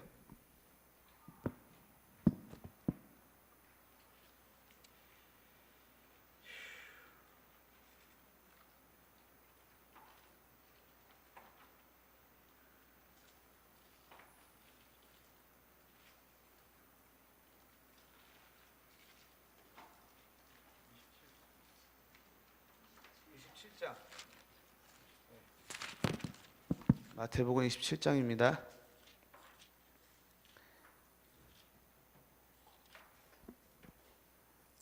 (50절) 51절. 예수께서 다시 크게 소리 지르시고 영원히 떠나시니라. 이에 성소 휘장이 위로부터 아래까지 찢어져 둘이 되고 땅에 진동하며 바위가 터지고.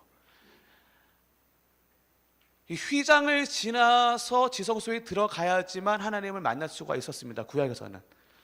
그래서 이 휘장에 피를 뿌리고, 휘장은 아무나 지나갈 수 없었고, 죄인의 상태에서 휘장을 들어가면 죽습니다.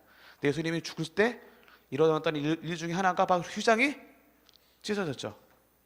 아무나 들어갈 수 있습니다. 죄가 있는 우리도 예수님의 은혜 때문에. 예수님의 피 때문에. 휘장을 지나 담대히, 이런 찬양이 있죠. 이게 얼마나 큰 은혜인지 몰라요. 심지어 화장실 안에서도 우리는 지성소에 들어갈 수 있는 이유가 어디서든 언제든 예수님의 피 때문에. 히브리서 주제입니다. 예수님의 피 때문에 우리가 언제든지 주님을 예배할 수 있는 은혜. 그래서 여러분들이 정말 신약의 은혜의 예배를 드리기 원한다면 구약을 공부하셔야 됩니다. 율법을 깊이 아셔야 됩니다. 출애굽기 중반부터 레위기를 깊이 알아야 됩니다. 레위기 그 많은 제사법들, 이걸 이렇게 만들고 저렇게 만들고, 이거 몇 규빗에 이렇게 하고, 예배 드리는 게 장난이 아니었습니다. 보통 일이 아닙니다. 그게 우리를 창조하신 하나님 예배하는 유일한 방법이었는데, 지금 아무것도 없이 그냥 아무데서나 어디서나 주님을 예배할 수 있는 이 큰 은혜를 경험하게 되면 다 지나가겠습니다. 이런 게 필요 없다니까요. 박수 치며 살겠습니다. 이렇게 필요 없어요. 이 은혜 알면 알수록 그냥 엉덩이 붙일 수가 있는 게 아니죠. 미친 사람처럼 주님을, 저는 그 대한민국 4강 때보다 더 미치게 찬양해야 되는 게 정상이라고 생각을 합니다. 다윗은 은혜를 알았기 때문에 하나님의 임재인 성소가 들어올 때 왕인데도 불구하고 바지가 내려갈 정도로 예배했던 이유가 이게 가치를 알게 된 거죠. 하나님의 임재의 가치, 법궤가 다시 돌아올 때의 가치, 그게 뭘 의미하는 건지. 그걸 모르면 아무리 열심히 해도 안 됩니다. 예배 인도자 준비가 나옵니다. 골방 예배가 나오죠. 제가 이제 그 큰 교회에서 찬양 사역할 때, 그때 그 리더들이 계속 했던 얘기, 배웠던 게 하나 있습니다. 그게 뭐냐면, 오늘의 교회 같은 경우는 음향이 정말 빵빵하거든요. 마이클 잭슨이 한국에 왔을 때 빌려달라고 했던 그 음향, 이게 오늘의 교회 음향입니다. 어마어마해요. 그때마다 하나님이 저에게 도전하고 배웠던 것들이, 방금 했던 이 풀리시에이션으로, 이 어마어마한 빵빵한 음향으로 예배했던 이 동일한 이 찬양을 음향 없이 세선 없이 똑같이 예배할 수 없다라면 우리의 예배의 동기는 하나님이 아니고 음악이다, 음향이다 라는 걸 참 처절하게 배웠습니다. 우리가 이제 풀세션으로 막 기쁘게 찬양하죠. 그렇게 했던 그 기쁜 찬양을 이런 거 아무것도 없이, 아무런 알았기 없이, 음향 없이 똑같이 예배할 수 없다라면 우리의 동기는 하나님이 아니고 음향이었다는 얘기입니다. 그래서 골방 예배가 중요합니다. 골방에서 아무것도 없는 그 자리에서 저 큰 마커스나 어노인팅이나 큰 집회에서 프로세션들이, 프로들이 그 좋은 음향 갖고 찬양할 때 똑같이 그 같은 곡을 골방에서 예배할 수 없다라면 그 사람은 예배의 동기가 하나님이 아니고 그 분위기였을 수가 있습니다. 그래서 정말 예배자가 되기 원한다면 골방 예배에 성공하지 못하는 사람은 진짜 예배자가 힘듭니다. 저는 이제 남미에서 찬양사가 크게 하다 보니까 뭐 빵빵해요. 뭐 음향이고 뭐 그냥 세션도 빵빵해요. 그때마다 하나님이 그때 배웠던 것들을 가끔 체크하시죠. 도연아, 너 이런 거 다 없이 똑같이 나 예배할 수 있겠니? 그때 제가 담대하게 예스라고 대답하지 못하면 저는 이미 변질되고 제 동기는 이미 잃어버리게 되는 거죠. 예배의 동기는 하나님, 그 이상 그 이하도 아닙니다. 풀세션이 없어도, 빵빵 음향이 없어도 골방에서 예배할 수 없다라면 내 예배의 동기를 진지하게 체크해 봐야 됩니다. 그게 바로 골방의 예배의 이야기입니다. 멘트의 활용이 있는데요. 한 가지 스킬 중에 하나입니다. 멘트가 필요하죠. 멘트의 이유는 하나님을 기억하게 하는 겁니다. 멘트할 때 설교하시면 안 됩니다. 설교자가 당황합니다. 찬양 집회를 할 때에는 좀 길게 얘기할 수 있어요. 근데 이제 공예배 때, 그때 이제 많은 시간이 없는데 그때 멘트에 말을 많이 하면은 안 됩니다.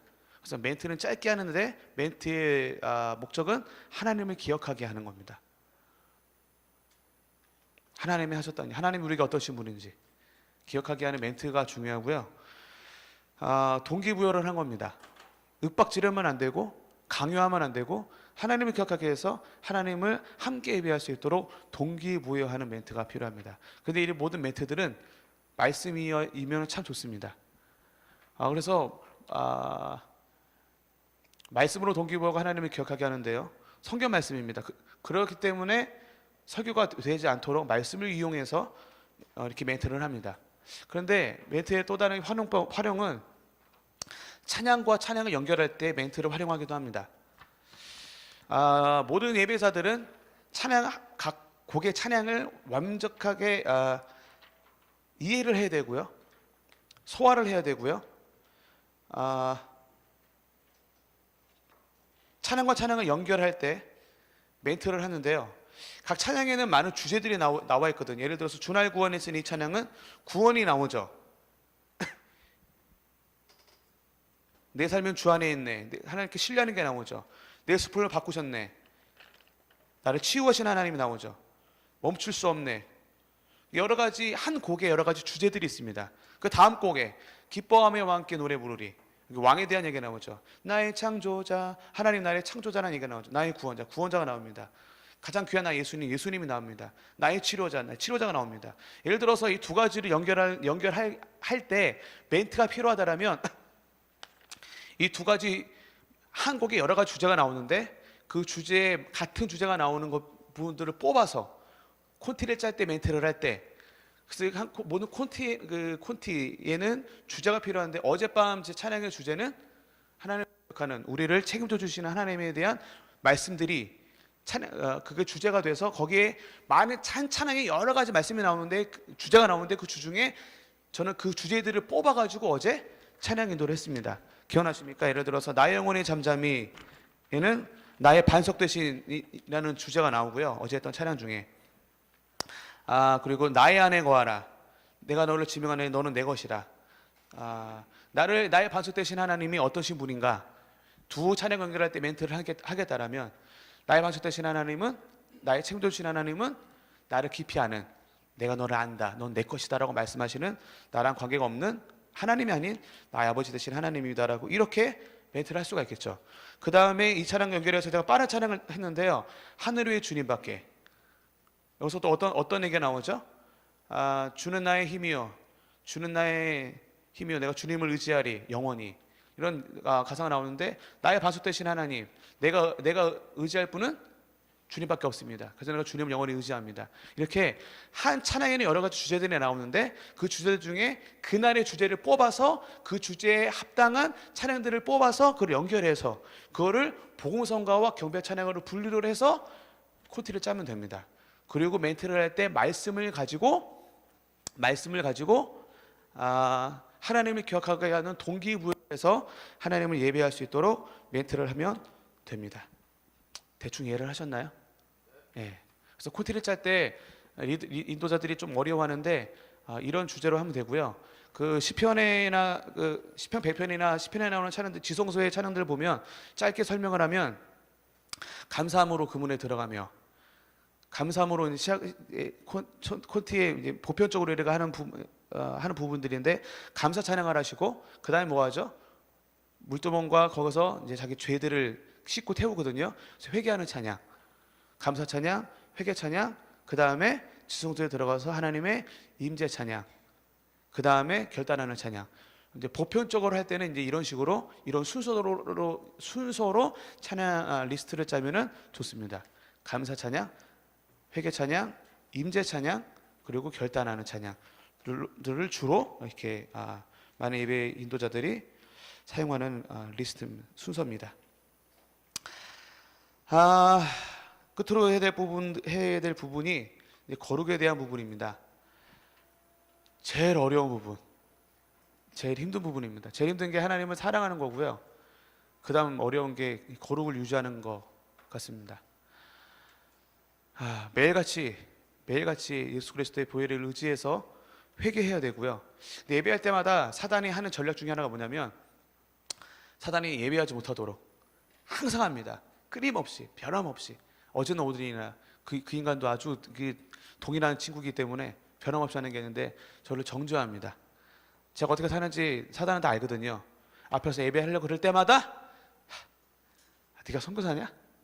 네가 어떻게 이렇게 저를 정죄하죠. 넌 안 돼. 예. 그때마다 우리가 의지해야 될 분은 예수 그리스도의 보혈을 의지해서 나가야 되는 게 너무너무 중요하고요. 사단의 음성 듣지 말고 그럼에도 불구하고 하나님 때문에 예수님의 은혜 때문에 내가 예배할 수 있음을 고백하고 나가는 게 참 중요합니다. 이것을 위해서 우리가 날마다 유지하는 게 하나님을 사랑하는 것과 내 삶의 거룩함. 너무너무 어려워요. 찬양 인도하고 뭐 이렇게 하는 건 너무 쉬운데 하나님을 사랑하는 것과 거룩함 유지하는 건 너무너무 힘들어요. 하나님은 거룩하신 분이고 죄와 공존할 수 없기 때문에 거룩하지 않은 예배, 거룩하지 않은 예배자나 찬양팀은 하나님이 토해내십니다. 그래서 정말 우리가 집중하고 목숨 걸어야 될 부분은 거룩에 목숨 걸어야 됩니다. 혼자 예배할 때는 저 혼자 거룩하면 되거든요. 근데 예배 TV 같이 하면은 아각 같은 사람 때문에 한 사람 때문에 싹 다 망할 수가 있거든요. 이게 이제 공동체 사역의 어려움이 여기에 있습니다. 나 혼자만 잘하면 되지 않고 아각 하나 죄져서 이스라엘이 졌거든요. 예배의 한 부분, 또 다른 부분은 영적 전쟁이기 때문에 우리 예배 가운데 승리하기 원한다면 그 예배 팀이 거룩함을 유지해야 됩니다.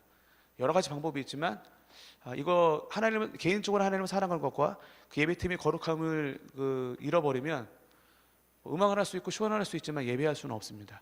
그래서 우리가 이 부분에 대해서 사랑과 거룩에 집중하고 살아야 좋은 예배자가 될 수가 있습니다. 여기까지 대충 마쳤고요. 혹시 질문 있으시면 질문을 몇 개만 가지만 받고 우리 찬양 하나 하고 마치도록 하겠습니다.